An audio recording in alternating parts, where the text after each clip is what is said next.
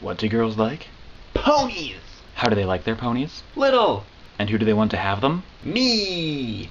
Well, not actually me, but the series is called My Little Pony. I realize that these are not actual My Little Ponies, but they're the best that I could do on short notice. New Jersey might be the land that the My Little Ponies forgot about. So a new season of the My Little Pony cartoon show was announced over Comic-Con, and I'm kind of actually pretty excited about this.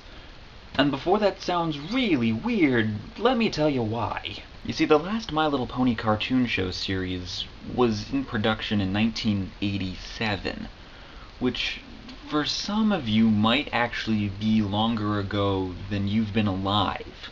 In fact, it actually means that there hasn't been a My Little Pony cartoon show series in basically most of my entire lifetime.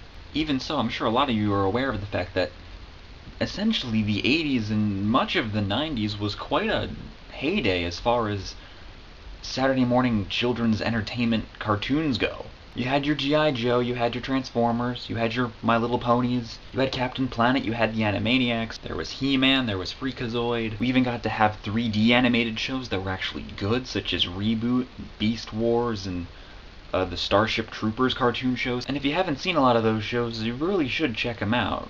There's a lot of good times there that I had as a kid. But I'm sure that you've noticed that if you turn on the television most days of the week, or, after school hours or Saturday morning, there really isn't a whole lot in the way of cartoons anymore.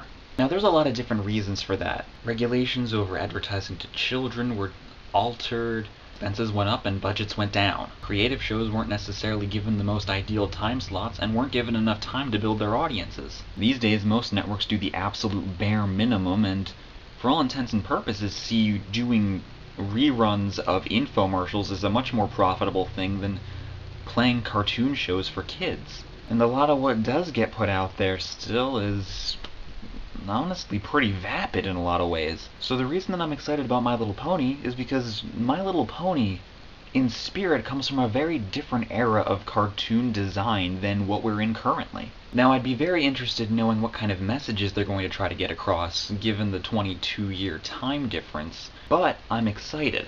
If little girls can have their Saturday morning ponies, I think that can have a pretty big snowball effect and lead to potentially a lot of changes in the way that networks do a lot of their cartoon programming. Now, of course, we have to hope that the show is actually good, but I'm holding out hope. I'm holding out a lot of hope for this project, and if it's successful, then a lot more kids are going to start being able to have, childhoods similar to the one that I had, where you get excited for Saturday to wake up early and run downstairs and, catch up on the latest episode of the show that you want to watch every week. You make sure you pay attention to every moment. You even try to absorb every second of those last time on parts at the beginning of the show. And then it ends and you're immediately fantasizing about what next week's going to bring, and then you rush and talk about the show with your friends. You can have vivid fantasies about having adventures and going on quests and pretending to be these great characters in these epic scenes and storylines. But all that has to start up again somewhere, somehow.